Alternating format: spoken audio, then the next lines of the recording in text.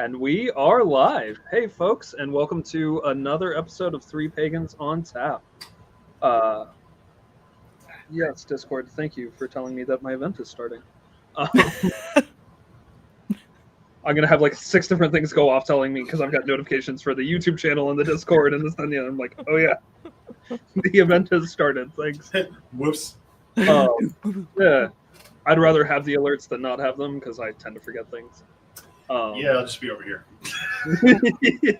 Sarenth's coming in seconds under the wire before broadcast, which, frankly, is better than we've done before because we've both been late more than once. Yeah. I think I was late last show, actually. The last two. Last two, yeah. No, I'm that's sitting right. here like, Oh, and I'm going to bullshit till Maleck gets here. Yep. Suddenly people, says Kat. All right. Before we get too into things, I'm going to jump in with prayer, if that's fine. All right.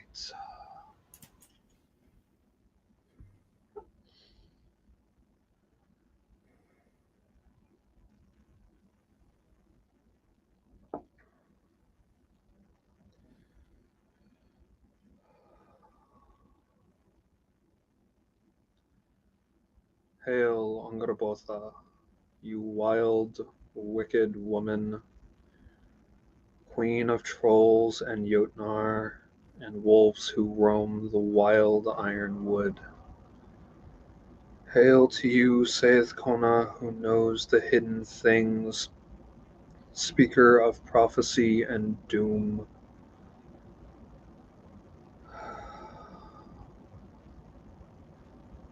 Most beautiful, wisest chieftain of all of troll and Jötunn kind.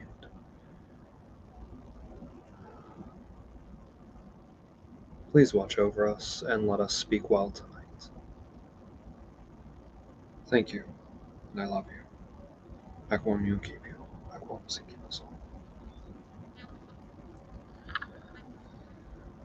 All right. It is.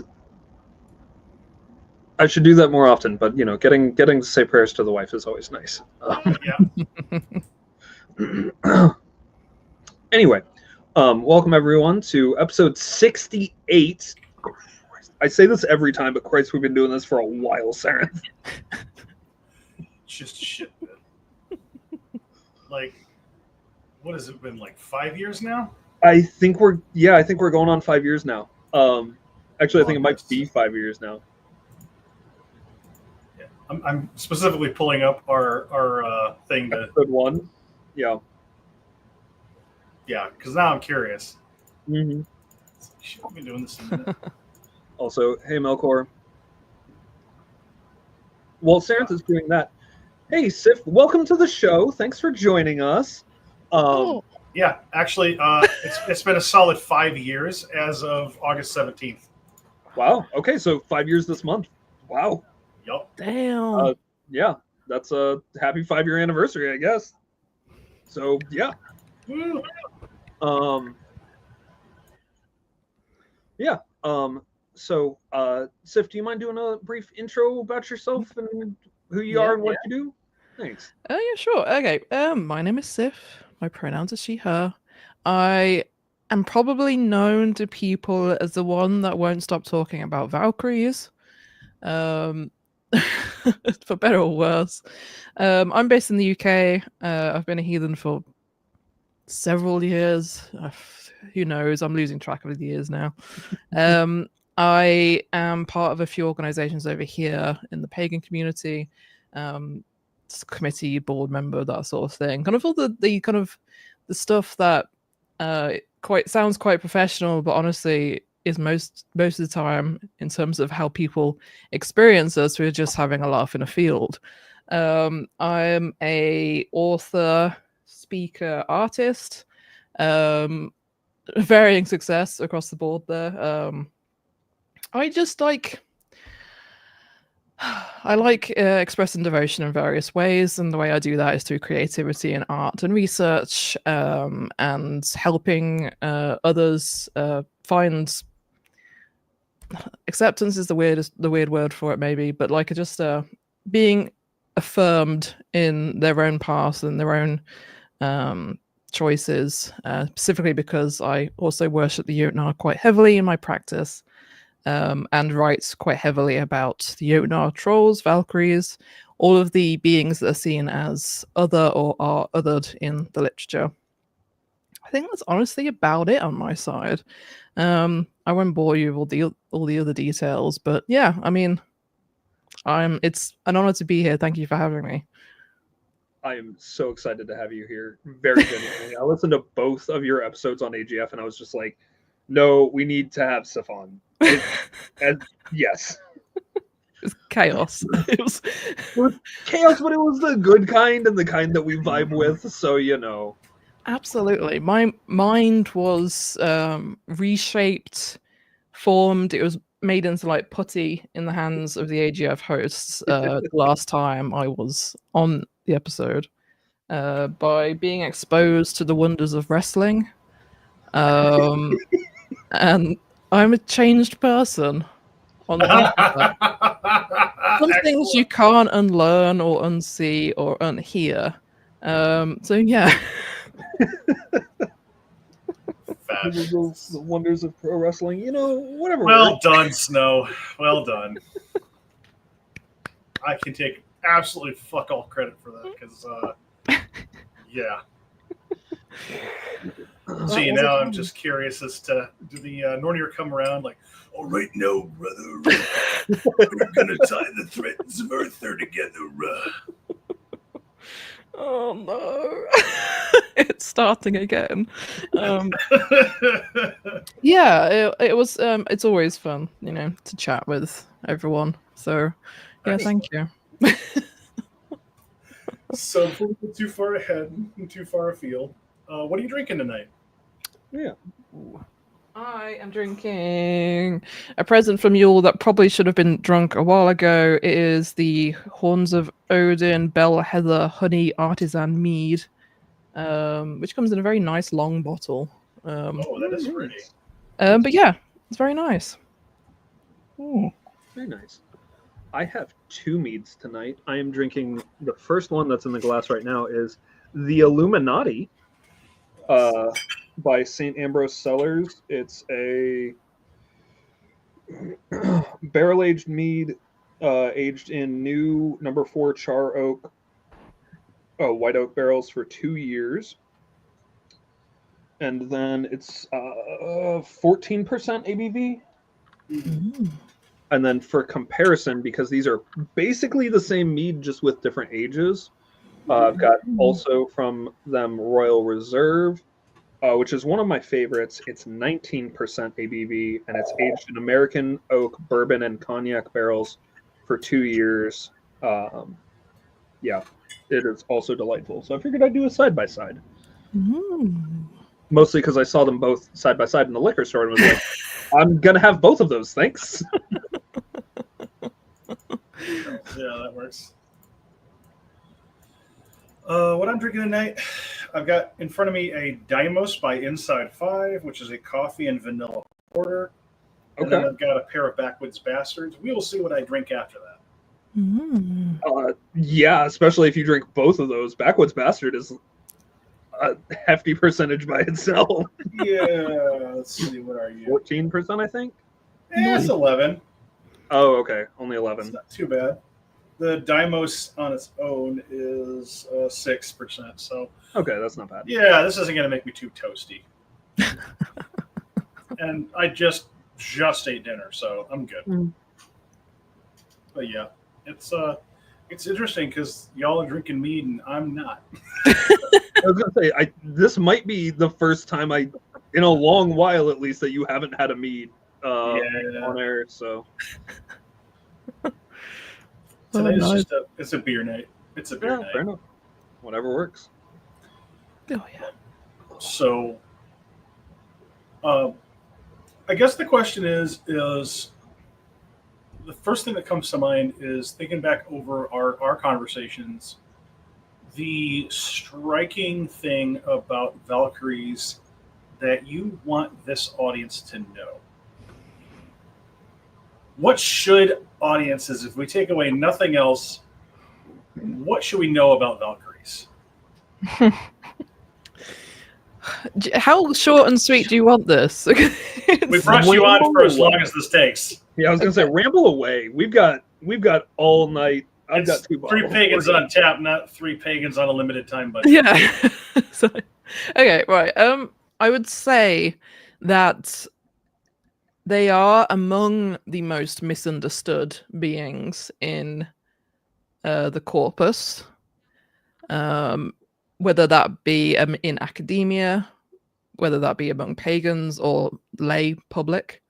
You see misinformation like just casually all the time that they're mentioned. It'll be either you have the classic, they're virgins, servants of Odin, which is a personal pet peeve of mine. We have that they are sent to battlefields by Odin to choose who are worthy to be taken to Valhalla. I mean, these are all elements that are not in the literature or are inferred, if anything, especially in terms of the latter. I think it's the latter itself, which is the one that is so taken out of context in the material. It's what they're actually their core job. They are sent to battlefields to choose who will die and who will live. There is nothing there about choosing the worthiest to come to Valhalla. There is nothing there about them kind of just watching the battle and then plucking people up after the battle. No, they're active participants in terms of dictating fate on the battlefield. It's one of those things which language is the subtle variations make a massive difference in terms of the reality, as it were. That was a very clumsy way of saying that, but essentially, words matter, and they're so much more than what is often assigned to them. Obviously, there is a massive difference between just watching the battle unfold and saying, "Oh, that person is worthy, that person is worthy. Let's get back to Odin." It's very much a case of, no, we're there from the initiation of the battle, and we're going to decide how it goes. So yeah, there is. It's the misinformation, the things that get spread. I'm not even blaming like modern audiences. This is something from like hundreds of years ago that have had those seeds planted and they're still being spread. The whole virgin thing is mostly Wagner, although translations don't help with the flexibility and the differences around the word maiden, depending on Old Norse or Latin. It's different. So it's a little bit frustrating because you're up against this absolute colossal wall of this sort of thing, of just constant, especially these days with the amount of misinformation is on social media in terms of AI generated images and texts, and just feeding. I know it's horrible, feeding into Google AI so that when people type it, it's just coming at the top of the page and it's being seen as the truth. So I only feel like my mission, if we can call it that, is only going to get harder. And so yeah, and also I guess you said I could ramble, so I really am taking credit of that. full Go for it. Of that. I guess the other thing is that they're not the kind of noble princess kind of archetype that falls in love with a hero. There are some instances of that, but I think to completely use that to define the entirety of all the Valkyries that we have in the literature is not great, because it's just not true. They underwent a domestication, is the way that I put it, along the conversion period, anti-conversion, post-conversion, of being stripped of that power essentially, and also being made less wild, less animalistic, less ritualistic in their purpose, and more kind of protector. And but the way that I worship them is kind of it takes all of those elements and accepts them as equal, whether that be the protectress or animalistic kind of fury of the battlefield. I see them as because we can't untangle the very tangled web of all of these stories, kind of threads lining together. It's how I approach the material anyway. It's I think of it as to take the later Valkyries as completely untrue would be kind of demarcating the literature in a way that I don't think is helpful for modern heathens. But that's a very we could sit here for hours and talk about that, about the ways in which was it like Christian kind of interference, or was this true of earlier practices? You know, that's a large question. That's much bigger for. But if we could be here all week and not even start to scrape the surface of discussion on that, it's quite the beast. I think it's worth pointing out that a lot of folks who like to say, "Oh, well, you know, they choose the slain as opposed to who falls in battle," needs to really look at the saga of the Volsungs, where Brynhilde is punished not for choosing the slain wrong, but for the fact that she chooses somebody to die that Odin wanted to take. Mm-hmm. Well, yeah, it's that language actually, because you could say that's actually a perfect example of this ambiguity of language, because technically they do choose the slain, they choose Right, who will right. be slain. Yeah, so it's like it's the context of the language and its used. So yeah, absolutely. But people take the more either they've Well, they kind of downgrade them into like I don't know, like carrion crows, I guess. yeah, and to be honest with you, I quite like that imagery still. No, I think it's yeah. I think it's potent imagery, but it's when it's the only thing. Yeah, absolutely. Yeah, they're not just coming after the battle, you know, to die. Just pick among the remains. But that I love that image of the carrion crows. It's so fascinating, because we have like old English sources as well that have this language of corpse choosing to assign it to like ravens and that sort of animalistic imagery, wolves feeding. You know, and these are all animals that are associated with the Valkyries as well. Right. And it's I would love if in modern pop culture we had that sort of representation, or leaning into it. Unfortunately, we do have more of the later or even modern interpretations being the most common representation of the Valkyries. Saying that, I did really enjoy the Northman with its very stark and quite potent image of the Valkyrie of just screaming into the void. It's on my to watch list. I'm so sorry. No, it's so good. Honestly, it's yeah, it's so good. I could just, I mean, it has its flaws in terms of it's Eggers. Yeah, yeah. That's basically a good summary. It's Eggers. It's like, absolutely. If you liked The Lighthouse, if you liked Witch, you will probably like this. But you got to be in the right headspace for it. Oh yeah. Everybody that I've talked to is like, you're either gonna really fucking love this or you're really gonna hate it. And my poor coworkers keep coming to me and like, have you seen it yet? And I'm like, no, guys. When? Give me time. Everybody assumed I was going to go out to the theater and see it. Now, I had that thought, and then overtime hit. So, Yeah.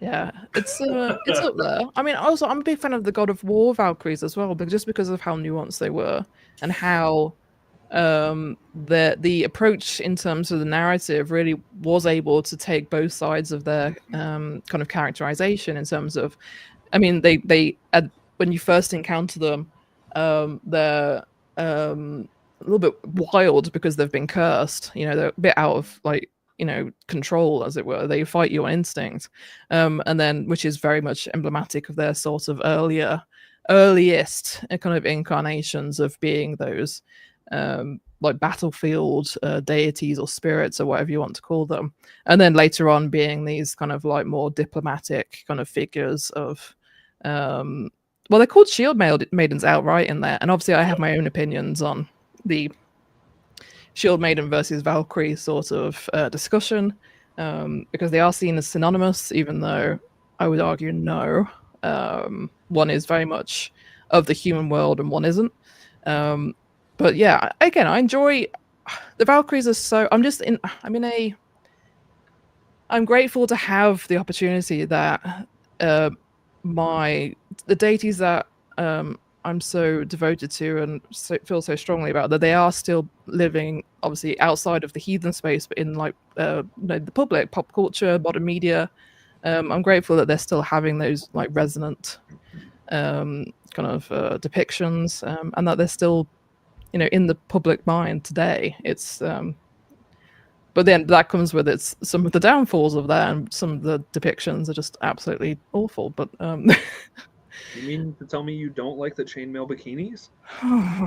Hey, Frank Frazetta had to make his bones somehow. Yeah, some of them are just, yeah.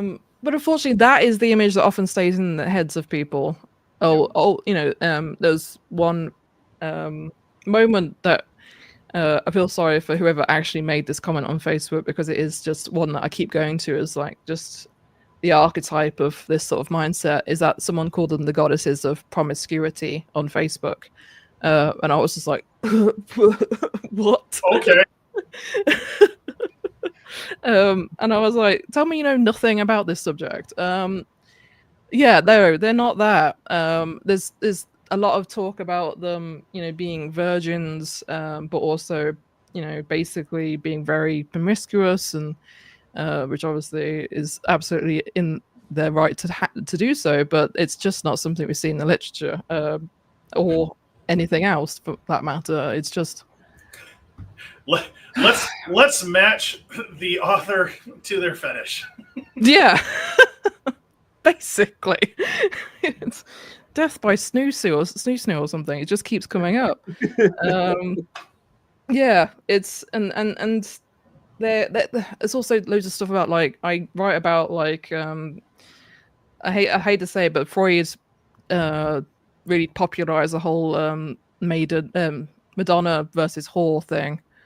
And that definitely plays a role as well, that either the kind of like the untouchable virgins or the promiscuous kind of chainmail bikini wearing individuals. There's no real in between, whereas they are the in between. They are the liminal and the crossing boundaries and life and death and all that stuff. They kind of exist in that space between things rather than of things.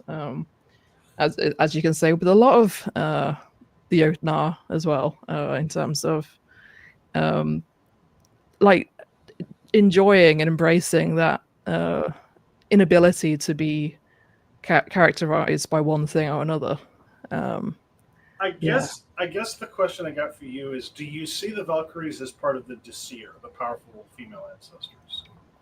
Well, that's interesting. I think the arguments I've made in the past are that obviously the term Disir has been conflated, and its title, the name of Disir, has had a bit of a semantic weakening. It used to have this meaning we can grasp, in the material, and then it basically becomes diluted and used to basically mean vaguely goddess or wise woman or all of that. Obviously, we see that in Kennings. The Valkyries are called, the Disir of the jewels of blood, and that sort of thing. I think if you were to say that certain Valkyries could be human, so we're talking like Brunhilde, Svava, Sigrun, Kara, then I would say that they would be classified in the more accepted definition of Disir, if they could be mortal, or that they experience a death. Because my personal definition is a figure who lived a human life, died, and then is now part of the dead, but obviously is still influencing us through the power of the ancestors and all of that. So I would say that if we were to look strictly from a literature first perspective, yes, Valkyries could be Disia. I think personally, at least in how I approach worshipping them, it's way more of a I don't think they were ever human, in that we have that Disia. The Valkyries could be Disia, but we never have something that's called Disia labeled as a Valkyrie, if that makes any sense. So I guess the reason I lean towards their Disir has to do with Skuld being one of them. And that kind of being an inroad for me to understand them in that light, because of the family Nornir being reckoned as part of this year. Yeah. Like, for me, that tracks, but, again, your mileage may vary. These are beings unto themselves. Disclaimer. Oh yeah, exactly. It's I'm very much I'm aware that, to use kind of Armand Jakobsen's kind of phrasing of, if back in the day they weren't too stringent or strict on characterization or categorization. Right. That's more of a modern thing for us to want to put things into certain boxes and keep them there. But yeah, absolutely. Taxonomy is more of an Enlightenment thing than a yeah. ancient Norse thing. Yeah, exactly. So yeah, I mean, absolutely. I love the fact that there is so much kind of crossover with the Valkyries, but unfortunately, what we see that manifesting in terms of modern practitioners is people leaning more towards, well, either that's an error on like Snorri's part, or because we have, like, for instance, through the daughter of Thor and Sif, we have obviously Skuld. We have Air being named among the Valkyries, but these are all seen as either separate individuals or just maybe there was a mistake and they got listed among the Valkyries. It's never really seen as, I guess, because there is so much misinformation in terms of what a Valkyrie is. People can't reconcile them being the same or one individual. They have to separate them. Whereas I see the Valkyries, it's not a job title. No, it is a job title. It's not like a characterization of race or something like that, like tribe or whatever word you want to use there. They can hold, they can be a Norn and they can be a Valkyrie without conflict. They can be a handmaiden of Frigg and they can be a Valkyrie without conflict. I think Karen Beck-Peterson talks about this liminality, this going between different categorizations with ease. In her book, and of course I'm going to fucking forget what the name of the title is. It's just Norns in Old Norse mythology. Oh, thank you. Yeah, that's the one. Oh yeah, I cited the heck out of that because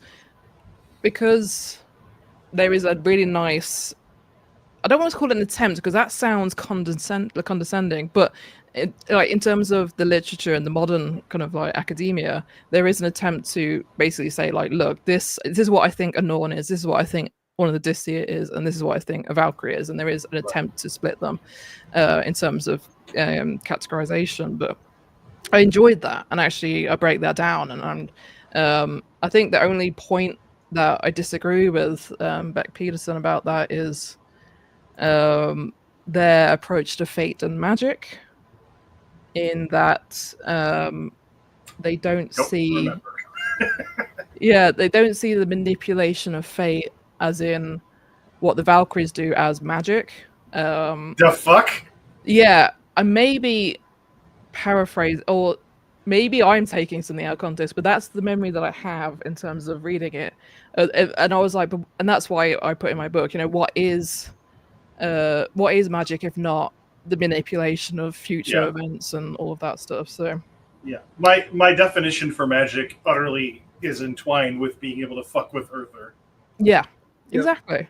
It might be a case of many, I've run across this, and it's kind of an implicit thing of many authors and people don't really consider supernatural, quote unquote, supernatural beings as being capable of magic, because magic is the thing humans do to affect the supernatural, whereas supernatural beings, that's just what they do and are. so might not call it magic, might just be this is just a thing they do. Mhm. I would disagree with that. I do think that there are, spiritual beings who do magic and some who don't, but that's, your mileage may vary with that. So I think Yeah. part of the issue is that we're talking across a very fundamental divide where we understand and work with magic and the academic doesn't. And the academic definition of magic is entirely dependent on what their dominant paradigm they're coming out of. Mhm. yeah, well, Like, it's one of the most irritating things to hear anthropologists talk about, because they will go back and forth ad nauseum and split hairs over whether or not magic and religion are separate things. And it's like, if you don't have a conception of religion, magic is really hard to conceive of, Mhm. unless you're talking stage magic. I think Yeah. that's just the nature of academia, though, is splitting hairs about definitions is the nature of the beast, because how you define things is really important. Like, and Sure. it's not easy to do. Mhm. Like the whole thing about religion is it doesn't actually have a good definition, because It it's suffers only from the same problem that magic does. yeah, right, it is. Like in some cultures, magic is not a thing that the in-group does. It's only it's a descriptor for the religious practices of out-groups. Right. It's Like, like the they term do witch. magic because it's right. It's witch is another, yeah, like you just said. Whereas what we do is good, wholesome religious practice. Right. This is just the customs. This is just the way you do things. This is medicine, or this is the folk way, or whatever it is. And what they do over there, that's witchcraft, and that's magic, and that's bad. That's not always the case, but that's often the case, right? No. I mean, I think that your definition of religion, magic, and what supernatural is reveals more about your biases than it does about the hairs you're splitting about definitions. Oh yeah, no, it's 'Cause, very like, much about what is your. Because to me, these aren't supernatural beings; they're natural. There's no separation here. This is Yep. natural. The magic is natural. These spiritual beings are natural, and there's no separation from the physical. So, like,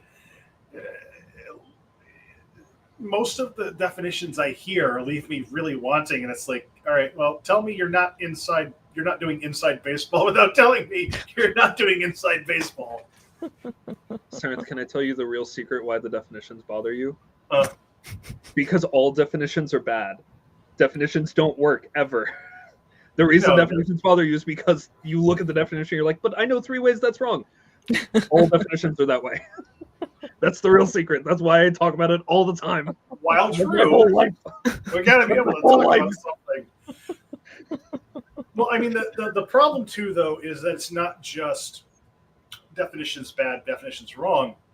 It's also the central assumptions underlying the methodology for them getting to that, and ignoring everything else that the literature has to say. Even if you're taking a very strictly lore-only, written-only perspective, the shit that they are using as evidence for their arguments half the time doesn't actually back what they're saying. Like, one of the things I hear the most often, and I'm going to pick on the Havamal because I just recently reread this passage, is people will point to, I think it's 144, 145, as evidence that we shouldn't give too much.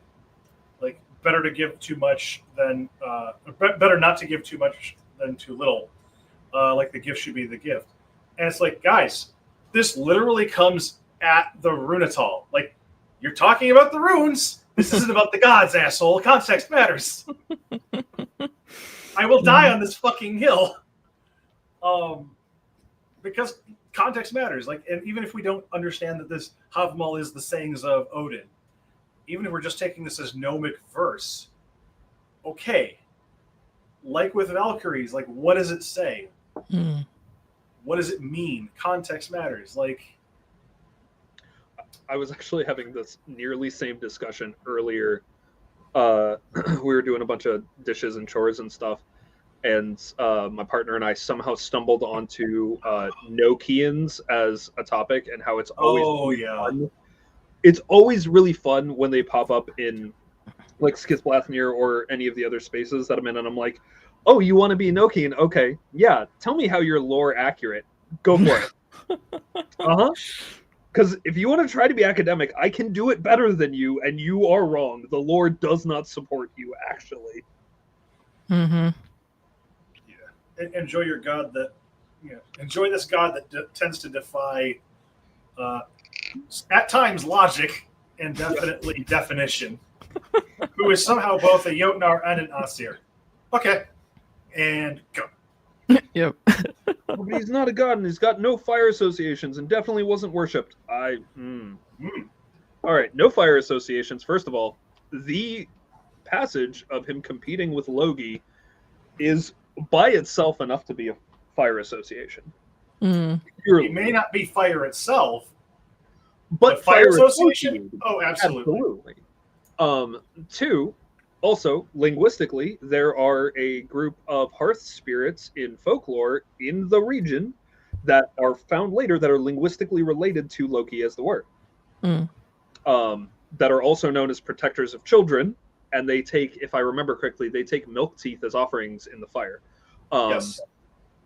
So don't tell me he's not fire associated. You have more evidence for that than you do for a bunch of other gods that you say are solid associations. So fuck off. I don't understand the perspective of, but so and so wasn't worshipped back in the day. It was like, how boring would we all be if we only worshipped the same 4 or 5 gods? Well, I mean, above and beyond that, we have literally no evidence of worship of Frigg, and yet they seem to not give a shit. Yeah. Like, show me evidence. Where is her statue?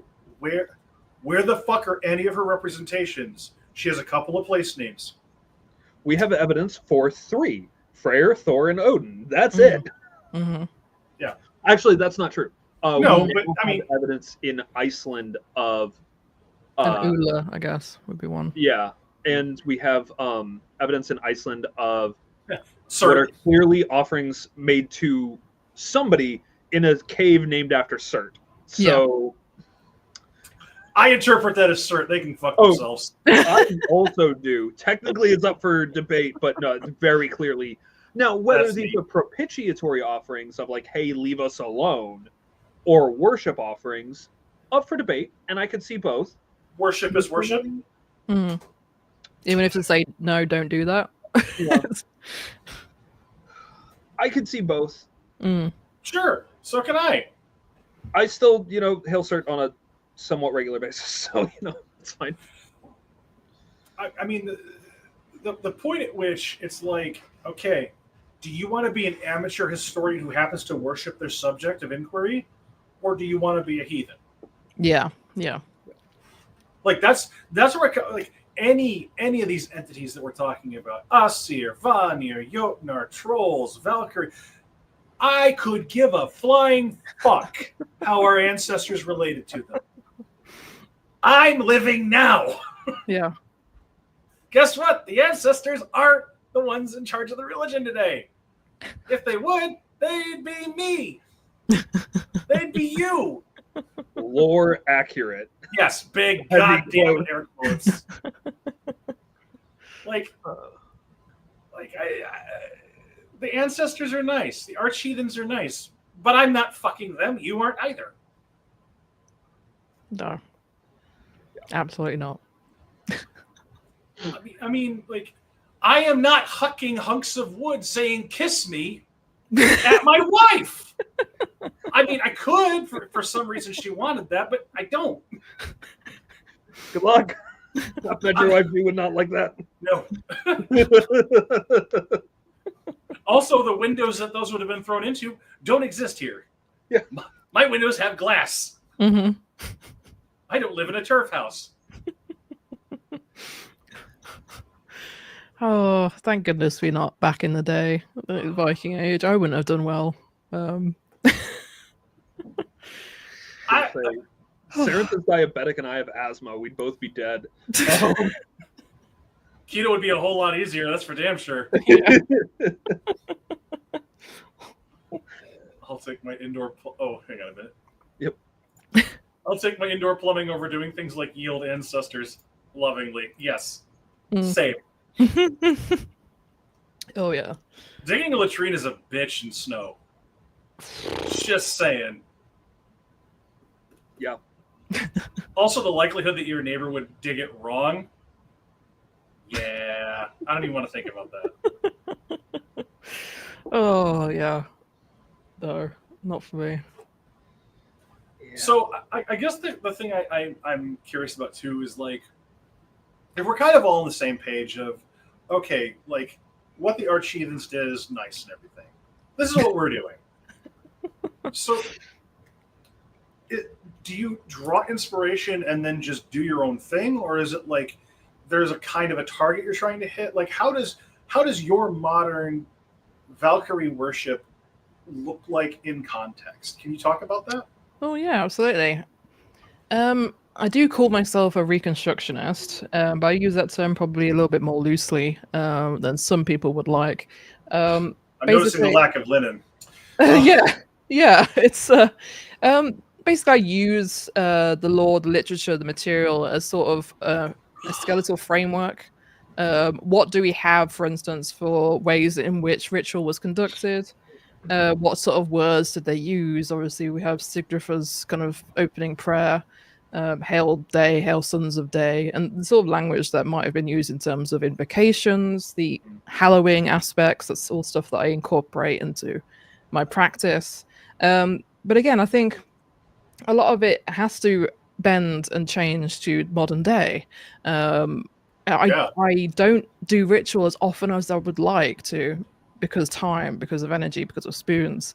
But the things that I do enjoy doing are the things that help me to relax and calm down and make me feel connected to my own practice as a modern heathen, like research, of finding out more about the deities that I worship, of about connecting to them in terms of, I don't know whether you can see it, like there's a little bust of Jötunn behind me, of and just having that creation aspect and being able to get into a sort of meditative flow state and connect that way in terms of all of that. I also enjoy just talking with other heathens, other pagans, about their practice. I feel that a large part of the way that I honor the gods is through community, and in terms of helping others, and being on podcasts, being on like live shows, being doing talks, just talking to people in general, just having those connections. Again, I would love to do bloat more regularly, but I mean, I try to, but again, it gets lost in all the noise of modern day. It's something I'm trying to work on the next year or so, is just to put a time aside at least once a week to do a proper bloat, and along with like my daily like ancestor practice, which is ongoing and developing. But yeah. So it sounds a lot like you're living just like an ancient heathen would if they were living in our time. I mean, I'd like to think so. No, I mean, like genuinely, because like the idea that you're not living your life separate from these gods. Oh, yeah. You're having an ongoing relationship. You're consistently communicating. It just doesn't look like formal bloat every time you go to have these conversations. I don't get any indication that blow is anything other than a formal ceremony, but there's indications in the lore that the Archheathens were regularly praying to, communicating with, and having dialogue with the gods, ancestors, and Vaethir. So this doesn't sound off to me. Oh, I guess you're totally right, and I guess that might be a little bit of kind of. I love how you phrased that. I'm terribly right. Thanks. I think that might be a little bit of like of what people expect of a practicing heathen rather than the reality of it. I think actually this is a good lesson for people that are watching.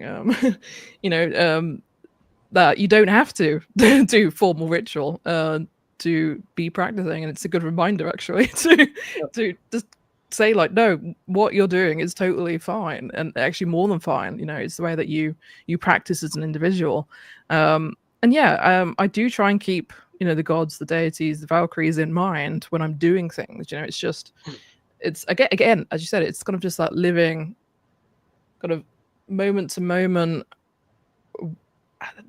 without all of the kind of the pomp and circumstances. The reality of it is just the more everyday sort of moments. But do you need all the pomp and circumstance on the everyday? No. Oh, you sure? Well, it's nice. When you can. I say that just coming off the back of Tears Moot that I went to a couple of weeks ago, which was very, very like all kind of ritual, and so maybe on the back of that I feel kind of like spiritually full. So maybe if you'd asked me, maybe I'd be like, oh god, I miss like pomp and circumstance. Give it to me. That is like, I don't think that there's a correct answer here. I think it's how you relate. Like if the way you relate is through really formalized ritual, then that's how you relate. And maybe you're full, or maybe the gods are full from just a once a week or once a month ritual, like a formalized bloat. And I think a lot of it too has to do with kind of what the needs are of your life, right? Like if you're a formal priest, then you probably have a bit more of a need to do more ritual, and certainly probably more formal ritual.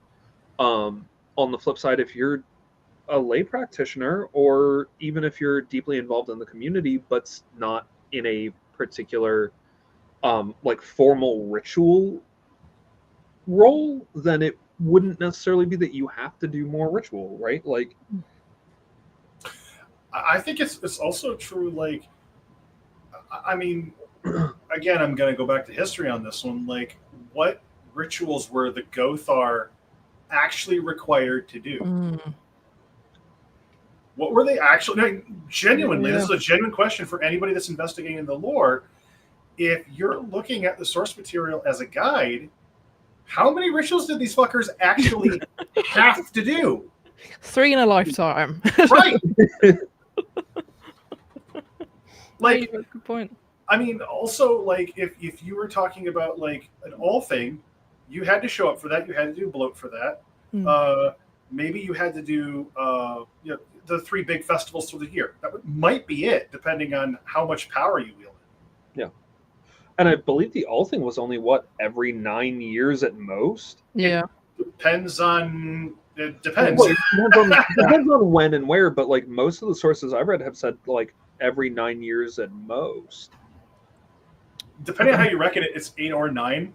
That was one of those things that Rune was talking about with regards to because their number system was different, right? Because they don't have 0. Yeah, that's why I was like, sort of. Yeah. It's weird. They would reckon it 9. Yeah. Which is different necessarily than how we would reckon it, which is a thing that blows people's mind. Is like, what do you mean they didn't have 0? They didn't have 0. Right. 0 didn't exist. It was either 1, The number started at 1. Which is, it was a placeholder. Have fun with that, guys. Yeah. And that is genuinely a hard thing for people who have only worked with a number system that includes 0 to wrap your head around. Like, that is hard to do. Or like base 5 or base 7 systems exist where 7 and 10 are the same number. What do you mean that? Like, I'm gonna be honest. Like, math in general is Greek to me, and Greek is more intelligible to me than math. says the guy with Hellenic gods on his altar. Shocker. I mean, Oh, it's so weird. I was having this conversation just as a tiny little segue of, I think time or clocks has really ruined my way of seeing centuries. And it sounds like such an odd thing of like, I feel like my brain works in 12s now, so that if you told me the year 1200, it feels more like a millennia. Like, yeah. To the point where if you say like 1300 to me, I'm like, oh, that's like really close to the beginning of the next millennium. I'm like, no, it's not. It's 300 years in. And I keep having to like reframe myself because I don't know what's happened to my brain. But like just the way that I split time frames in my head has been completely ruined by, of all things, telling the time. I don't know what's happened to me. That's in the recent development. I fully get it. I routinely, because of my job, have to switch between centimeters and the fucking international system, the U.S. system, and weird pieces of the U.S. system because I work in medicine. So we've got like random weird measurements on top of military time and 12-hour time. Mm-hmm. I have to do that at like constantly through my job. And also because I work midnights, I have to record timing both on the day that I start working and on the day that I finish working. Oh, And I have to do this accurately at all times. But what I find quite funny about like this whole kind of imperial metric debate is that the UK just kind of like does the kind of Homer Simpson stepping back into a hedge meme, because I still use stone to calculate weight. We use miles to drive, Celsius temperature. But if you're liters, you buy like a soda in liters, but you buy milk in pints or liters depending on where you go. Honestly, numbers don't have meaning. They're all nonsense. I'm right there with you. Maths just doesn't compute with me at all. I think you're actually hitting on something that I think is really actually fucking important when you're talking about not only how you reckon time, but how you reckon Vatir. Mm. Because when you're talking about, I am going to put time in a box and it is only, this is noon, this is 1. And then you get to mechanistically do that with all of your Vatir and never the twain shall meet. Mm-hmm. You straitjacket your entire spirituality. I am so impressed you managed to segue that together. You're welcome. That is a hell of a segue. Thank you. I love it. It's the mechanistic thinking writ large. Yeah. And it's something that the Romantic movement had its faults. And they are fucking many. But one thing that they were pushing back against was the mechanistic clock-like apparatus that they felt was draining emotion and verve out of life, because there's a timepiece with no timekeeper, and this feels awful.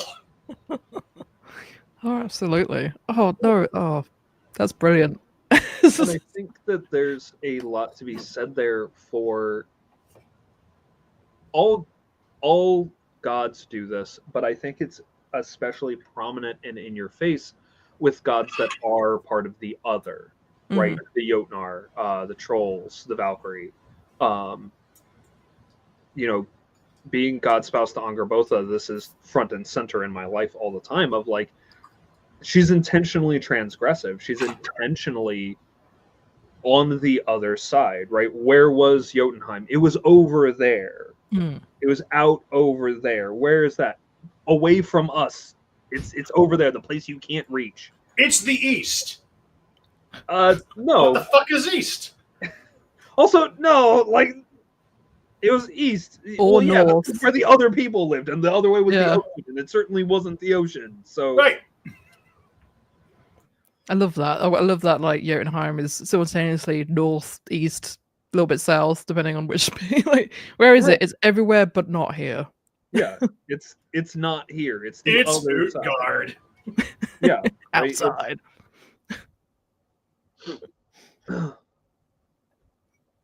And that was the thing that she brought forward in the prayer tonight, right? Was the you wicked woman, you wild thing,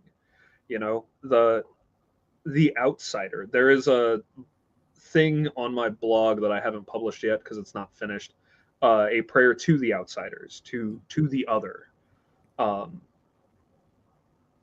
don't know. As a queer neurodivergent person, I have a bit of a soft spot in my heart for this. I wonder why.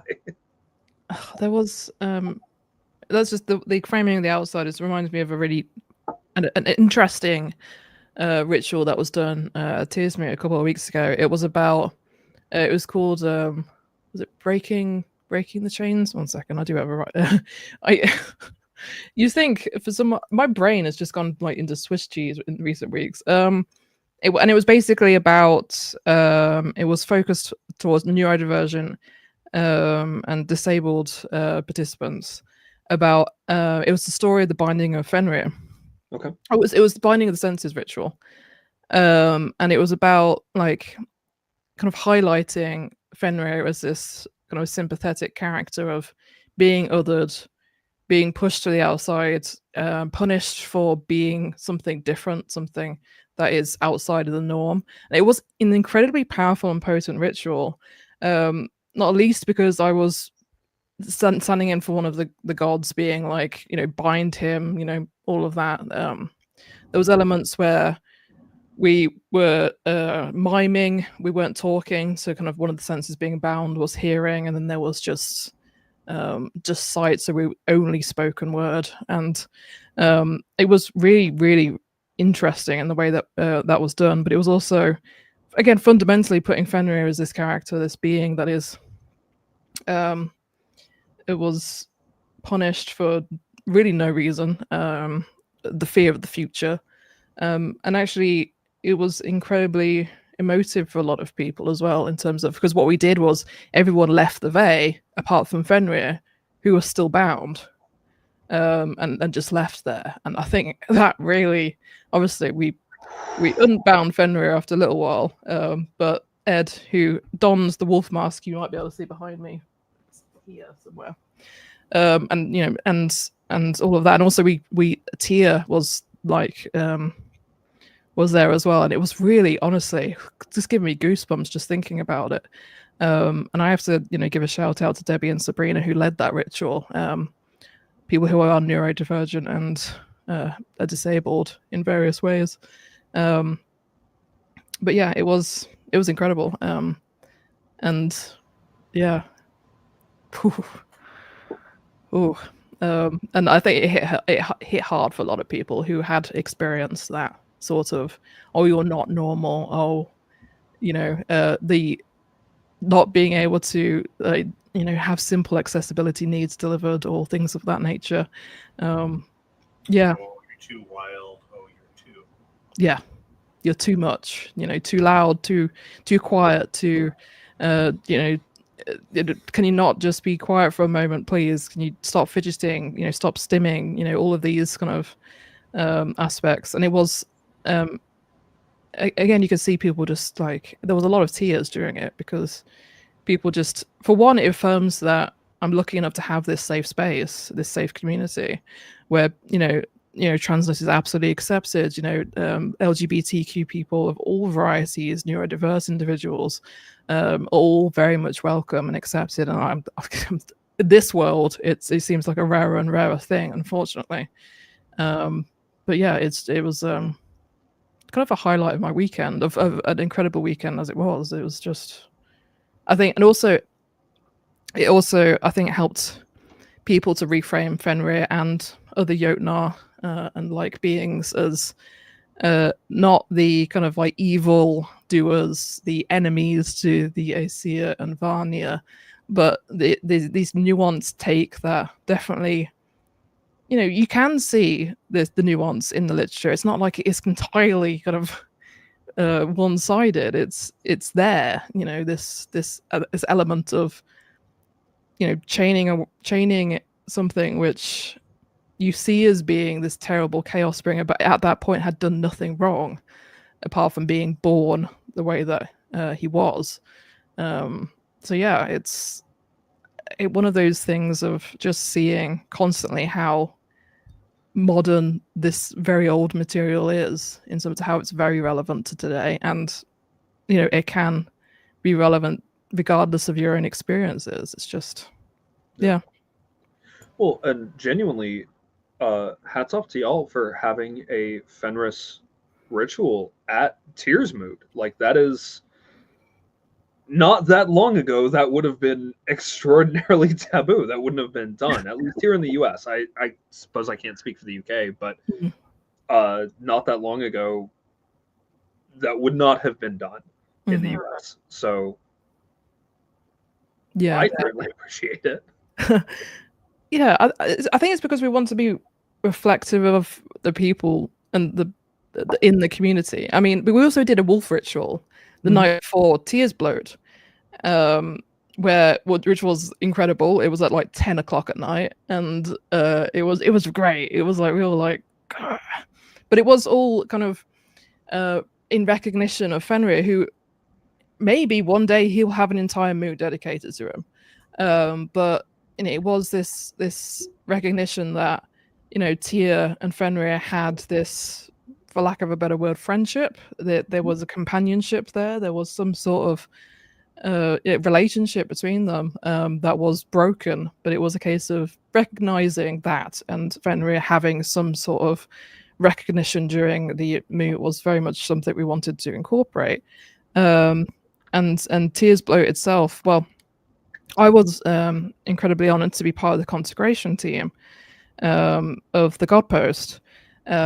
He basically walked to the site of the moot. It was like 45 miles. Been walked there just like his God Post, like traveling along this road, which was seen as part of the consecration.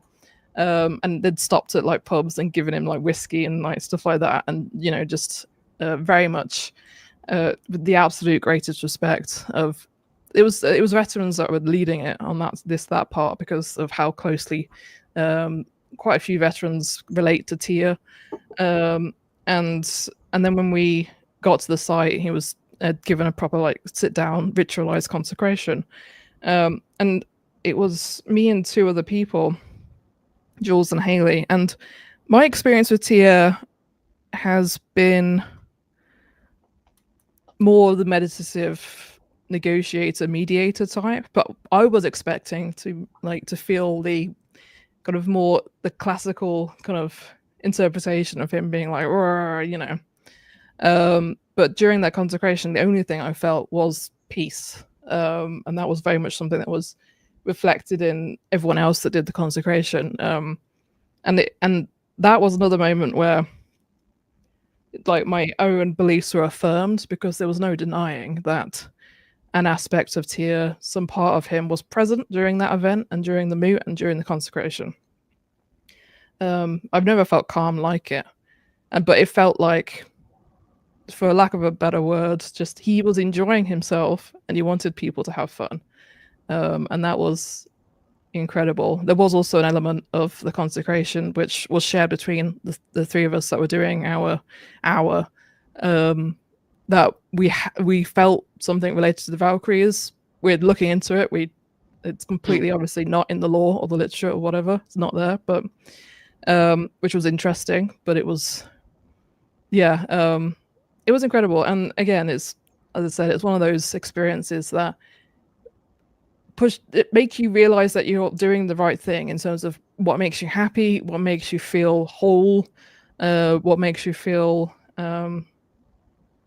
life, community, people, friendships, and coming together to worship and to, again, not experience othering in that respect of pagans being othered, because a lot of people were new. This was their first event and they didn't really know what to expect, and the feedback was incredible. Of just, it happens every year, of just people going like, thank you for having this safe space. And I mean, that's obviously important, community needs to be safe, but it was just the fact that you have so many people who obviously have to hide their own beliefs in their day-to-day lives, and then having quite the opposite where everyone there is heathen. It's quite a shock to the system, but I'm kind of still having the kind of like the after effects of having that now. It's been like, it's the beginning of the month, so it's quite good that it's still kind of affecting me in that way. But yeah, fully appreciated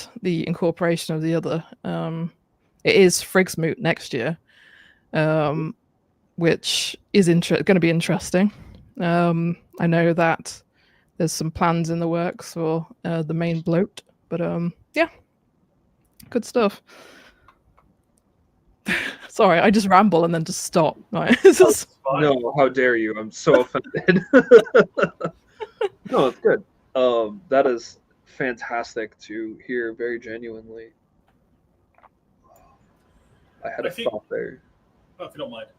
Yeah, please go ahead. Yeah, if you think of it, by all means. Yeah. I think that's one of the things that is really interesting, especially when you get into I don't even like to say mythological beings because there's this kind of separating language that comes with that. So when we're talking about Jötnar and trolls, who are often conflated, and I see them as separate. Yeah. I see them as separate. Maybe they're cousins, but there's a little bit of background. If I see something has a name, like, for instance, Svartalfar and Dalkalfar, we can agree to disagree that they are different beings. I treat them as different because if it's got a specific name for it, yeah, I fall on the side of caution because I don't want to call you your cousins. Yeah. But when it comes to trolls, like, they are so outside the norm. And, we got all these cutesy-wootsy ideas of what trolls are because of the damn movies, which is fine. They're really great kids' fodder. But, like, you've got those trolls on the one hand, and then you've got Tolkien's trolls on the other. And then you've got the trolls that we're actually interacting with, which are, maybe there's a sprinkling of this and a sprinkling of that, but they are definitely not those things. Mm-hmm. Yeah, it's what we see. It's a similar line to what we see with Valkyries. Is the kind of bell curve almost of having of wild, noble sort of pattern. But in terms of the trolls, it's very much they had. The way I see it is that they had a definition that just kind of weakened over time. But not only that, alongside the weakening, you have this strengthening of the term troll as itself in terms of a separate being that has its own characteristics. Whereas what we see in kind of older material is that troll was really just something that was a catch-all term for this is something which is other and is scary, and we can't really describe it in any other way. It's so we have like Draugr, they're called trolls. We have people that do magic trolls. We obviously have troll women who Snorri conflates with the Jötnar, but I mean that's really where it starts in terms of that journey towards specific but also very vague definitions of various things. Yeah, and then you get into folklore itself, and then troll takes on a whole slew of shit.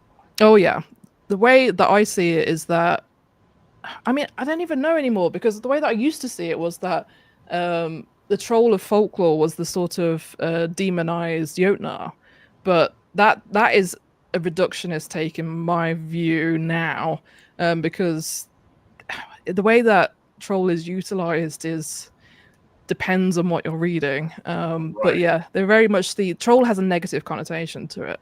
But Jötnar, despite having that sort of vein of connotation, not to the degree of troll. And you have Risa, who obviously a little bit positive connotations, and Thursa, which is negative again. It's the way. And then Igar. Yeah. It's there's loads of terms that the writers of the time didn't feel like it was necessary to in any way aid the future reader in terms of again definitions, non-existent. Let's just but yeah, the next book that I'm writing is, I don't know whether I've spoken about this, The Wild Unleashed. And that is all about the Jötnar, trolls, anything that's considered other, magic. I'm looking at like eco-criticisms as well. Excellent. It's basically everything I couldn't fit into the Valkyrie book that I want to talk about more. So just as like the psychology of landscape. It's just the demarcation between the wild and civilization in the Viking Age. The idea of the giant as devourer, but then also not that. They are both the accumulator of resources and also the destroyer of resources, depending on the material you're looking at. They're they were the evil or the outside element, the enemy that united people against them. It was just. So what I'm hearing is, if you're looking for a book with strict binaries, this is probably not the one you should pick up. Oh yeah, no. I mean, at one point we had a long chat of Saran Odin of him being called the kind of the troll of trolls, and I really love this book. Yeah, same Melkor. Yeah, and about how society, if you had those qualities but had a high societal status, and that was fine. It was kind of a demonization of if you were not as wealthy or you were poorer, or those elements were less agreeable. But yeah, I mean, there's again, I'm going on the ADHD wild tangents here of Do it. Clooney's Ross as well, I believe, who describes the potential for Aesir, Vanir, Jötnar to be kind of like class systems almost, and using that as a framework. Yeah, that tracks really well, because we also have records of like Kona and Save Mother, who were reviled but also employed by kings. Yeah. Othered, but also when you need them, well, the king will keep them around, even though they're second-class citizens, effectively. It's like, yeah, this isn't great, but okay. It's so fascinating, and on that subject of like seed workers, I very much see the Valkyries as seed workers. That's can be quite a controversial take, but it's definitely something which I feel holds merit simply on the back of just the comparisons to the way that they manipulate fate on the battlefield, and all of that all ties in together. Obviously, you have the Nornir as well, Skuld being a Norn and a Valkyrie. This idea of changing what was maybe meant to be to your own will is a pattern that emerges, and obviously you have all of this connection with swans, swan maidens, the Norns having a connection to swans, bizarrely in that one mention of two swans being at Ursa Bruna, and all of that. It's one of those. In some ways, obviously, I love being a heathen, but I really feel like this particular branch of paganism has only fueled my sort of like conspiracy brain of just connecting threads everywhere. Yeah. Almost everything else would have been, if I was like a Hellenic pagan, there's more material dates. At least that's my interpretation as an outsider. There is no shortage of red dots for Hellenics either. I was gonna say, I know too many Bacchic and Orphic folks. No, they're all fucking red string all the way down. It is. They have more material, and it's just more dots for them to connect string between. That's all. Pretty much. I love that for them. And I think too, like the thing that I keep coming back to is like, the thing with a lot of these entities is if you are expecting them to just be X or just be Y, like you are going to be sorely fucking disappointed, because like even like I've got like there's a workshop I have called Talking with Trolls, where you're literally learning about trolls, and then you're meeting one that has worked with me on doing like an introduction to trolls. So like Chief Agnar and his father Ragnar are said to become trolls using troll scap to protect their grave mound. Illuga Saga's Grithar Frustra, we're told of the first meeting between Illugi, the male hero, and Grithar, the troll Kona. Like, these are beings that heroes meet with enough regularity that it's really hard to say, like, oh no, they're definitely all like, they're just another spirit for something like you've said before, like they occupy this really interesting space where a lot of these trolls seem to intersect with male heroes specifically, as they want to fuck the male hero, which is interesting because usually what their descriptions of some of these characters are is these are terribly ugly, There's one where let's see. Here we go. Egil Saga in Handa och Esmunder. Oh, Eaglebeak. Yeah. Yeah. Egil and Esmunder meet Skinefia, a female Kikindi, and they're reluctant to accept a gold ring from Esmunder, who conveys his willingness to accept a sexual favor from her. And then, like, you've got heroes that are more than willing to just get down and bang these things, so they can't be like people are like, oh man, they're just completely repulsive, they're ugly, they're this, that, the other. And it's like, no. Some of these heroes that they are betting have discerning taste. Like, no, come on, use your critical thinking skills here, people. I mean, that's interesting though, because Eaglebeak's daughter is by way of Thor, if I'm remembering correctly. Right. So take that for what you will. I think this also speaks to like a broader trend of like heroes having divine blood, and divine blood is like anything that's just really not 100% human.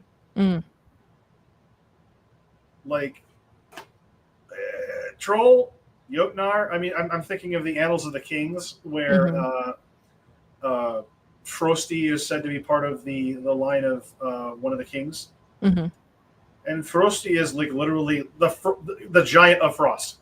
Yeah.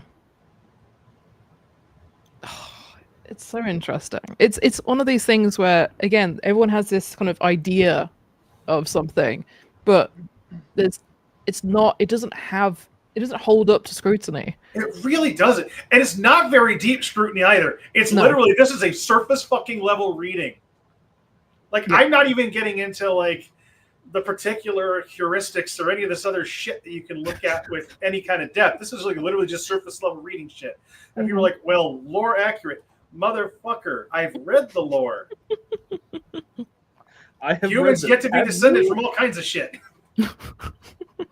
Like, people are like, oh, ultra-humans and theory-anthropes aren't real at heathenry. I'm like, bitch, have a conversation with like half the Volsungas. Like, half the Volsungas basically qualify as theory-anthropes / furries. Like, come on. Yeah, absolutely. I'm gonna get so much fucking hate mail for this. Excellent. It's gonna be great. Like, I'm sorry, you cannot in the same breath call furries and Therians bad while also having a hard-on for berserkers. You can't do it. I mean, you know, it's not your fault that the softer ooh-woo doesn't get you as excited as the hard ooh-woo. It's not your fault that you want the alpha and you want to be the omega so bad. I just threw up in my mouth. I hope you know that. I know. I didn't think we were talking about Omegaverse when we started this, but here we go. I mean, if we're gonna fucking ruin you with wrestling, we're also gonna just like go the full way. That's right. Somehow I feel like this is worse. And by somehow I mean completely. This is absolutely worse. You're all fucking welcome. We have now officially canonically talked about Omegaverse on 3 pots. All right, guys, that's a wrap. Yeah, I think we can call it the whole thing. I think we're done. Well, we almost got to 69. But I say, I was just thinking like, oh, so close to 69. Nice. And as Kat says, how do we keep ending up on this topic? Because I like being a shit stirrer. I mean, genuinely though, I think one of the funniest things about, you know, the other is how entwined by necessity they are with so many of these stories. And these stories do not, even if all you're doing is analyzing them as stories, the stories do not make sense without the other. The Nordic mythology, broadly speaking, doesn't exist without Loki.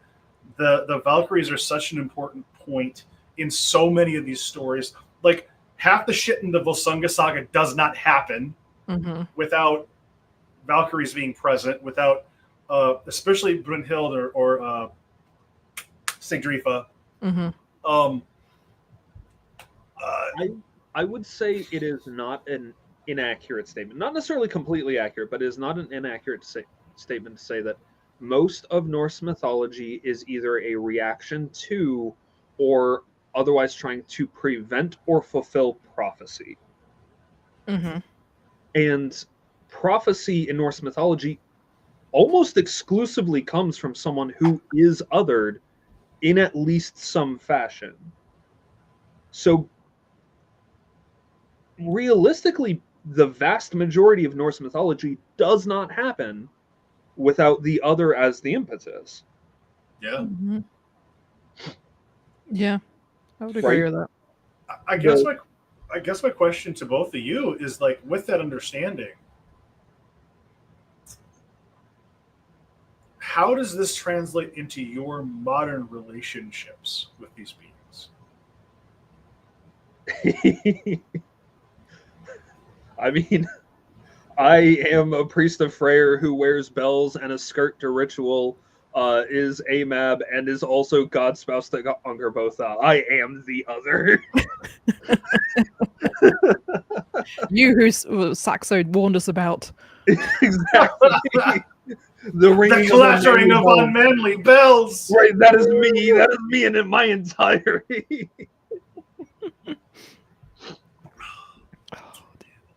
Oh yeah, I mean, I always go back to that.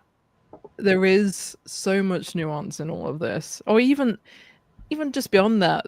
Surface level readings show that you cannot categorize one as good and one as evil. Morality here is just one big cauldron of, depending on your viewpoint and who's telling the story and all of this, your opinion on fate or prophecy, or whether it was ever justified to punish someone for something they hadn't yet committed, a crime they hadn't yet committed, whether and then we'd layer on these conversations about whether Ragnarok is something that has happened, will happen, may never happen, is an invention or exaggeration by Christian writers, and just so many characterizations or appearances or attestations of them of Jötnar trolls being anything but antagonistic, being helpers or crucial to the plot of what's going on,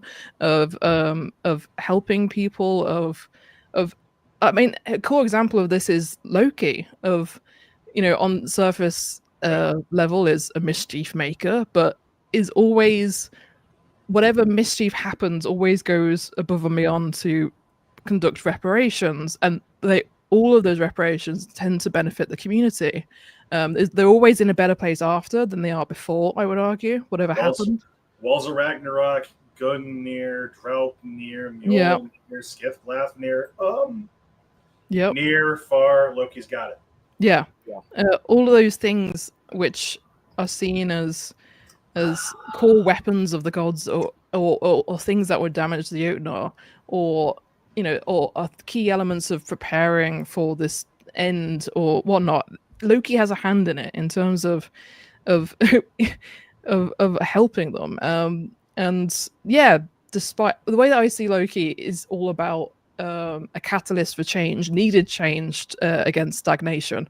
And that's I mean, fire would play a role in that. Is very much how I see Surt as well, of this kind of the forest fire of removing these things which help us to grow and change and develop. And I know that can be quite a hot take in some spaces, but that's definitely the way that I view the Jötnar, as these elements of maybe they're unsavory or they're othered by like civilization standards or whatnot, how loosely you want to interpret that, but they're all so necessary and so fundamental to nature and the natural world and life and all of that, the cyclical nature of it all, that you cannot villainize them without villainizing other, Aesir or Vanir or anything like that. They're so one and the same in many ways, whether that be lineage or the way that they interact with each other.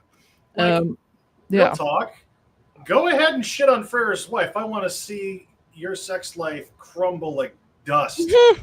Mm-hmm. Right. And there's this so many thoughts. Sorry, so many I'm fucking sorry, just No, you're 100% not wrong.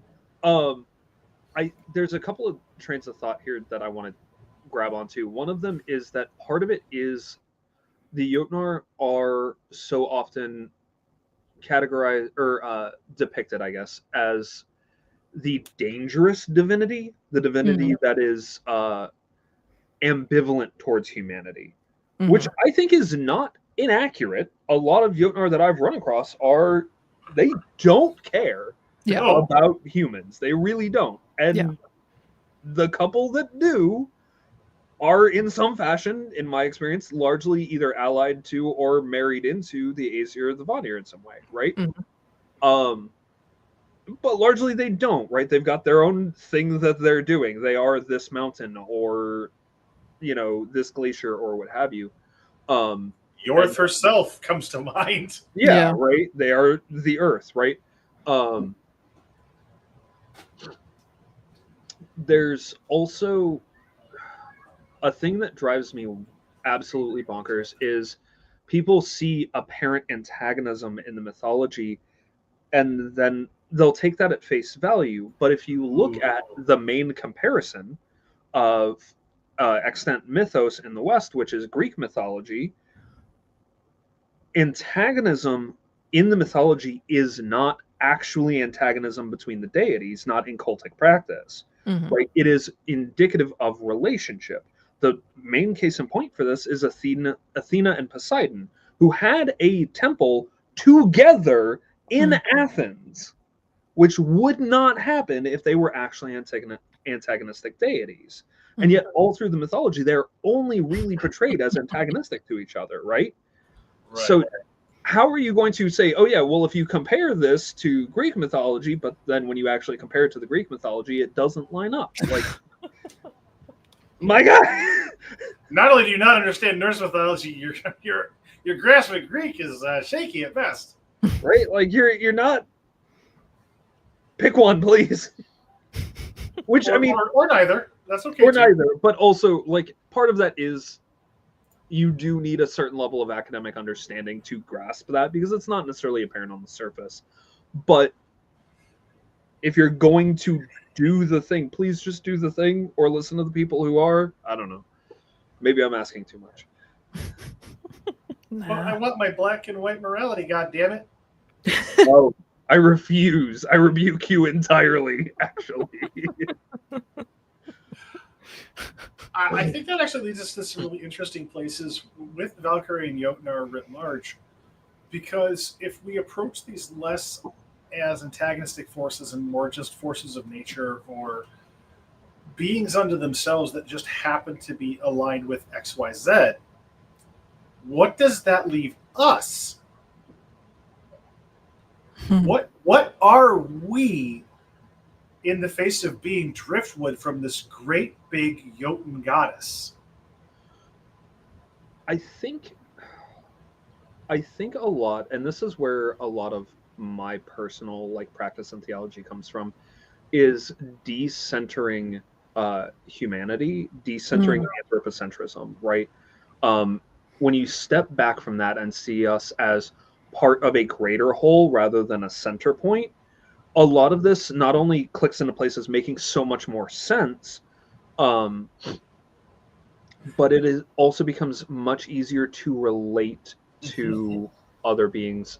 And I think this is honestly where I disagree with the archheathens the most, is because the mythology and the worldview was very anthropocentric.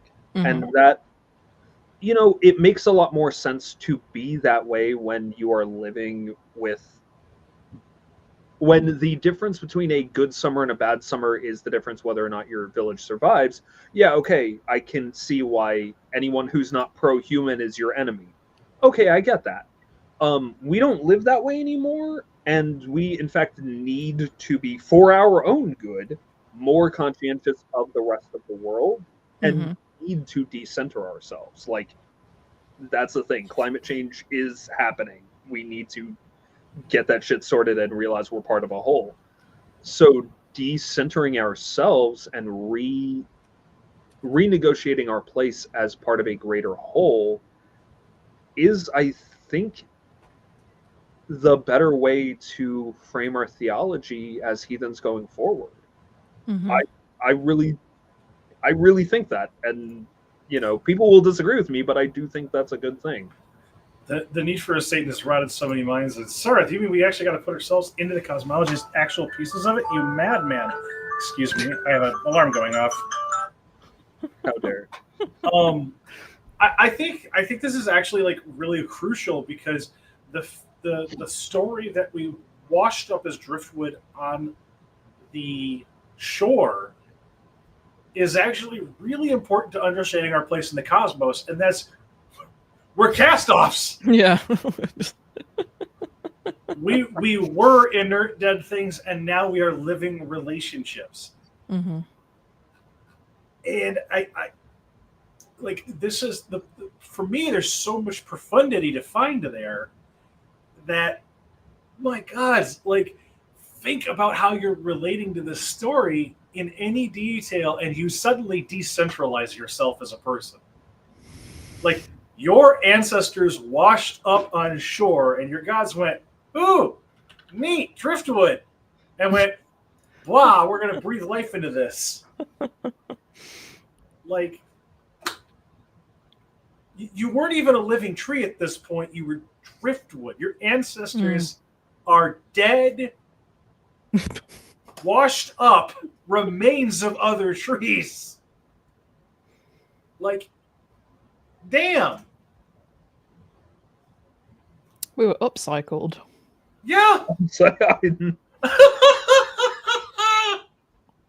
I love it. That's fantastic. Like a craft project. Yeah, kind of. Honestly, though, but really. Humanity, the upcycling project of Odin. Yeah. Instead of Michael's, it's Odin's. No, I love that of seeing ourselves as part of a much larger thing. It's definitely the way that I see it. Because people say, why worship the Jötnar if they're this sort of larger than life, larger beyond kind of comprehension or human understanding? Well, for me, it's just a recognition that we are such a small part of a larger thing. Is how I see it, and there's nothing.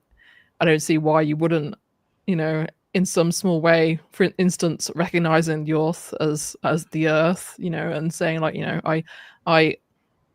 I recognize you, I worship you, I appreciate you, and all that stuff. That just seems like an essential part of the gifting cycle, not just in terms of worshipping those beings that are more like receptive to humanity potentially. But I only hear this pushback with the Jötnar.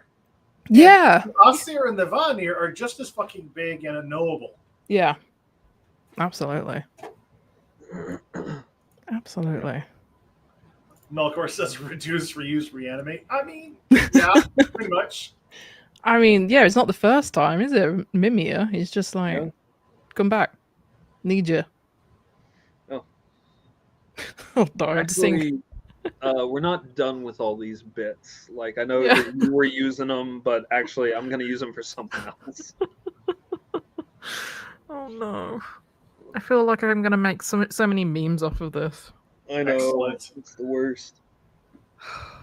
Oh, the other thing. I just remembered the thing that I was going to say earlier. You had a really significant moment in the consecration ritual with Valkyries and Tyr. You said it's not in the lore, and my brain said it's not in the lore yet. So you have some myths that you need to be writing. It was honestly, because all three of us had almost the beginning of a story, the end of the story, and context of the story. That was how we kind of experienced it. It was really strange in terms of, because I was kind of sitting in a space of, obviously very focused on Tyr. This is for him. Kind of just thinking about everything I knew about Tyr and my experiences with him. And the only thing that kept popping up in my head was the repetition of like council wise, mediator, Lord of the Thing, these sorts of aspects. But when we came out of it, the two people that also were in the consecration with me, they were saying like, oh, we saw a ship, And this was all like unprompted. This was kind of just we were just like drumming, as it were, and we were just like in the space. And one of them said, "Oh, I saw that Tia greeting a Valkyrie," and the other one said, "Yeah, I saw a Valkyrie too." And it kind of just clicked with me because it was really bizarre, because obviously council wise is the literal name of a Valkyrie, Vaskritha. But also it only dawned on me like towards the end of this hour, and this experience happened at the beginning, that was like, wait a second, I have a role in Tia's bloat where I'm invoking the Valkyries, and for some reason it was like retroactive, kind of like because the person that was leading the bloat said, "Do you want to invoke the Valkyries during this bit?" Because we did like a recreation of like a spear dance. And I was like, yeah, that'd be awesome, because I did a Valkyrie ritual last year, and it was nice to kind of have them be a bit more incorporated into things. But it was kind of like this really weird kind of thing of just like, oh, okay, this was supposed to happen in terms of incorporating the Valkyries in some way with Tia. They have elements of being this kind of mediation, wise council sort of thing which would tie into Tia, and I was like, there should be something, something that maybe existed of an interaction between a Valkyrie and Tia.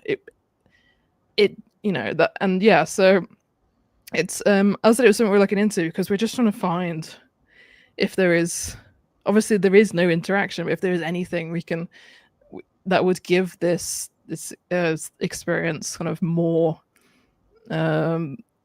again, like weight in terms of having some backing evidence, to put it like that. But yeah.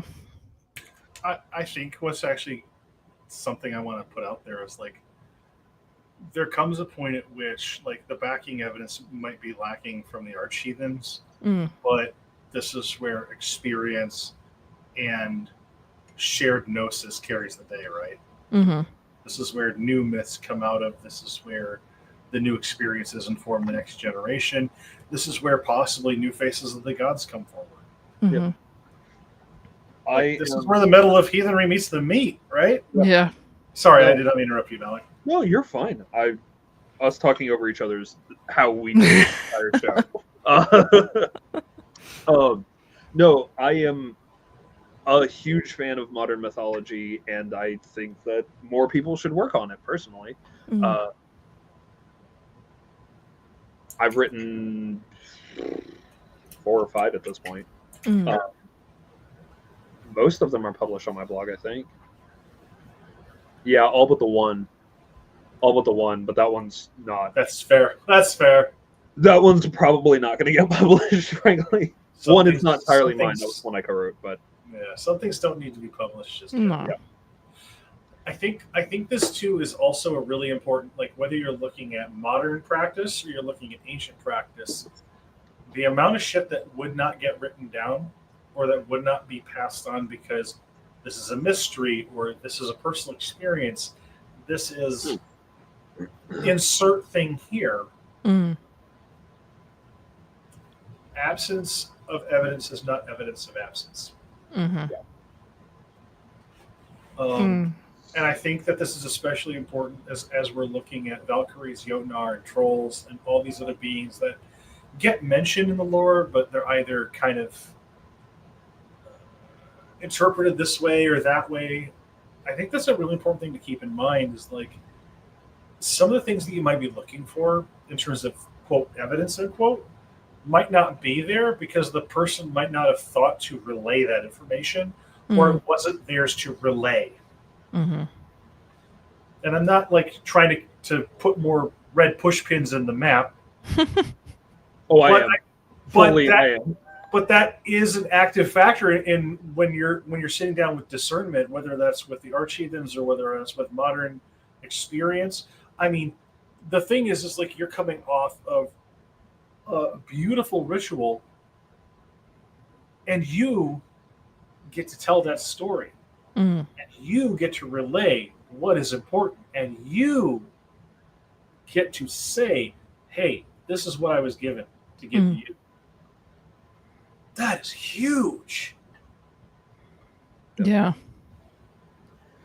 It's really cool that you're framing it like that, because I guess there is. Oh, I think we were talking about it in the last AGF episode of just because I'm still working on it. The Sigrun sort of filler. Yeah. What was she up to all this time? Laying on a chase, eating grapes, taking care of herself. Yeah. But yeah, I guess I absolutely agree. I don't know why I feel hesitant to do it. I don't know. I'm very pro UPG, very pro SPG. I think it's just a case of me just doing it. There is a zeitgeist that really pushes back against the idea of modern mythology, right? Of us being able to write myth, right? Myth is a thing that happened before, and we can mine it, but we don't create it. Right. And that's a real thing in the zeitgeist. It's a real, and I think it's a real problem because one, it relegates our religion to the past, and that's not a thing that is viable. But it also, there's this thing that if you look at any living cultures that are still animistic or polytheistic, there are always oral traditions that are not written down and are either not shared with outsiders or shared extremely sparingly with outsiders, right? These are things that if they are not told to the next generation will just die and are in very real danger of dying, and in many cases in living memory have been lost. And that's, to imagine that that was not the case for the archheathens is flatly ridiculous. We know we have lost more than we have. And that means that we are missing stories. We are missing things, which means we need to fill in the gaps. And in some cases, that means going to, when they're willing to share, living cultures for help. And in other cases, it means filling in the gap ourselves because, and do your discernment, right? Make sure that you are checking and double checking, and does this make any sense? And use divination and use all these tools. Use everything at your disposal. Use your discernment, but also... You mean you should treat Fenris Ulfr as just the best pupper ever and just completely misunderstood and never, ever, ever is he a ferocious wolfy? Do it. See what happens. No, do it. You have my complete encouragement to do that. It's okay. Also, Fenris Ulfr just needs head pass. It's okay. Also, I'm really glad that my contact information is not associated with this podcast. When people do that and get in trouble, I don't want to have to fix it. Yeah, I mean, yeah, I guess it just bear sort of mentioning about, you know, the wild was always seen as the danger, you know, of it. Yeah, definitely the Jötnar are not the pupper, the kind of the just fluffy innocent beings. They have a hard edge or potency to them, a side which, you know, as humans we may be automatically kind of a bit scared of Sure. the primordial sort of aspect. But yeah, I mean, obviously I don't want anyone to come away with like, oh, never ever, obviously this group of people here are very pro in terms of worshipping other beings, but yeah, I guess fighting against that. I quote him often enough when it comes to shit like this, but like I think C.S. Lewis had it right. Like, he's not a tame lion is so applicable to so many of our gods. It's hilarious. Right. Like, yeah, they might eat your feet, they might not, but they're not tame lions. No. Yeah. No, you should approach anything that has power with caution, and that, right? Why are you careful around fire? Because it'll burn you. Like, you know, when you're dealing with the Jötnar, you're dealing with a primordial. You know, nuclear reactors are treated with a lot of caution. That's the primordial makeup of the universe is atoms, and we're slamming them together for fuel, right, to create steam, right? That's insane. That's hot. I mean, no, I mean, literally, the lesser you could get out of this, that's hot. And you would be correct, but you're missing all the other shit around the nuclear reactor that makes it important to have all the shielding. Right, and like the amount of training that it requires to just be a janitor in a nuclear facility is astronomical. It is huge. Let alone to actually work with the material, to be an engineer or to be a technician in a facility is wild.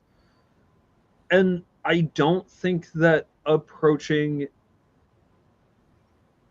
the Jötnar with caution is wise, because they are dangerous. So is Odin. Mm-hmm. Odin was known straight up for killing his worshippers if he found them to be useful and convenient, more so in Valhalla. I need this motherfucker for my collection. Right. Yep. Sure it happens.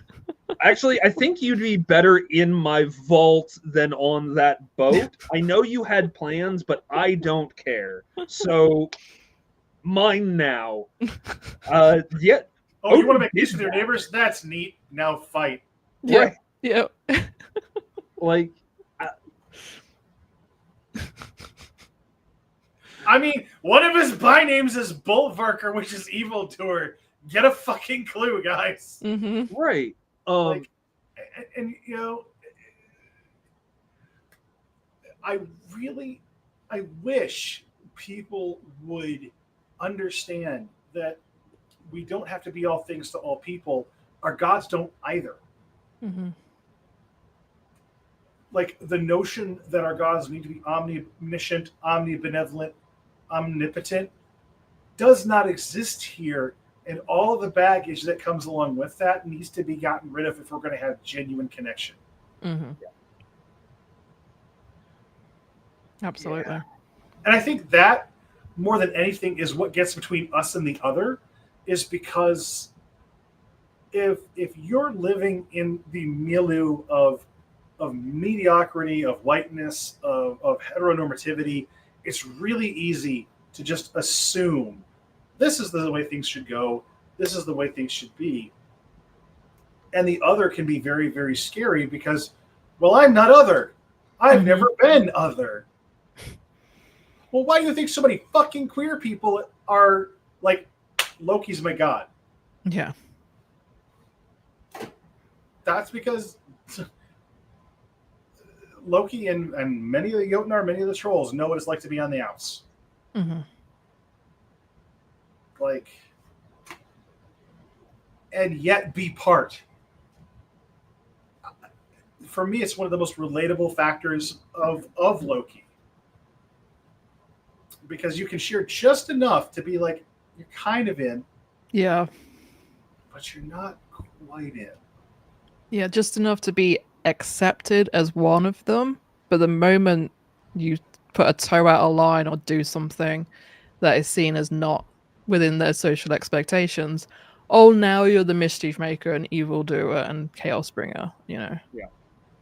Well, and we see this all the time in our society, right? Where does so much of pop culture comes from? It comes from Black culture. It comes from Hispanic culture, which is also villainized and demonized. What are queer people in, oh, the cute arm candy, oh, the flaming best friend who you can go shopping with, oh, RuPaul's Drag Race is great. Until it requires you to actually stand up for queer rights. Yeah, right? Until, oh, there's actually a drag queen at your local library doing a reading to kids, actually helping children become more literate, doing a public service. How dare they? I think somebody put it as Loki is the unquiet thought. And I think that writ large, the Jötnar, the trolls, and the others, generally speaking, are just the unquiet. Yeah. Yeah. Ooh, chills. Yeah, right. Full goosebumps. Okay, that's fine. So with that being said, we probably should leave it here. Yeah, probably. We're going on 2 hours here. This was thank you for making it fabulous. so long. It was fabulous. Thank you so much. I needed this. Good. I'm Absolutely. very glad you had a good time. Closing thoughts for the evening?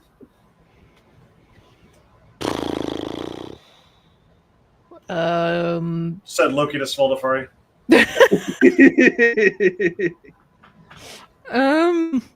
Closing thoughts.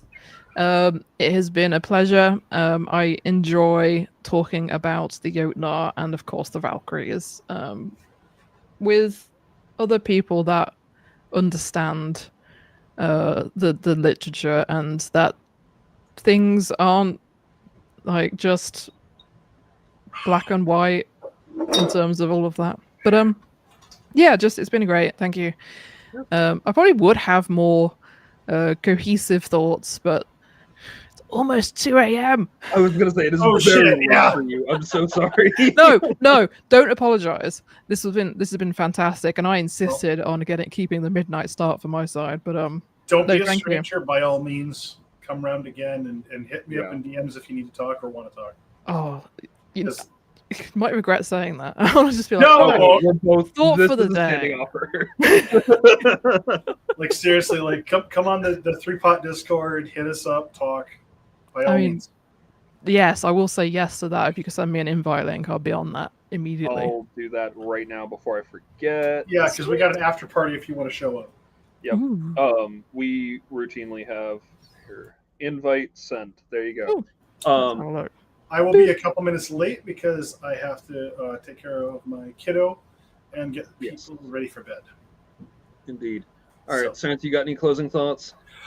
I think that the mechanistic idea is a trap, but at the same time, the free-floating idea that there are no rules is also a trap, because that is how you get up shit creek with no paddle and no idea of how your fucking boat works. Pet the pupper, Sarenth. Yeah, no. I think that Pet the Pupper is fine as long as you understand that the river of hope that flows out of Fenrir's mouth isn't just for you. Mhm. How about you, Maleck? I mean, all definitions are bad. They're just the worst. No, that's a lie actually. Definitions are baggage handles so that you can get a base understanding before you go see how words are actually used. Anyway, I think that's a good thing though. The river of hope is very important. It's also held open by a sword. It's there because of violence. Yep.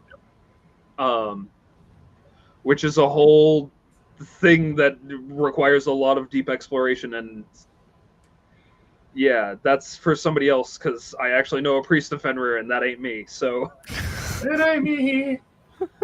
you're welcome, my friend. I am Fenris's son. No, this has been a blast. I always enjoy talking about Jötnar and other outsiders. It's kind of my thing. And we'll see folks on the after party if folks are amenable to that.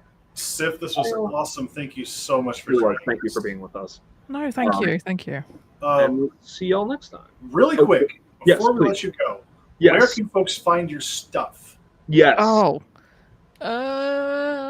I'm on YouTube under Valsif, VALSIF. I'm on Instagram under Lady Valsif. If you type in Valsif, chances are you'll find me in Google somewhere.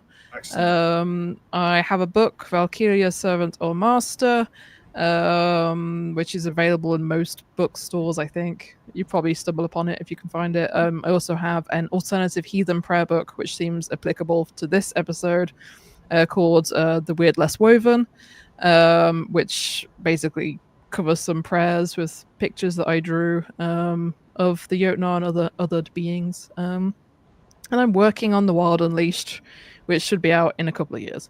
But yeah, Excellent. thank you. Thank you. All right. We good to wrap up then? Yep. All right. Thanks, y'all.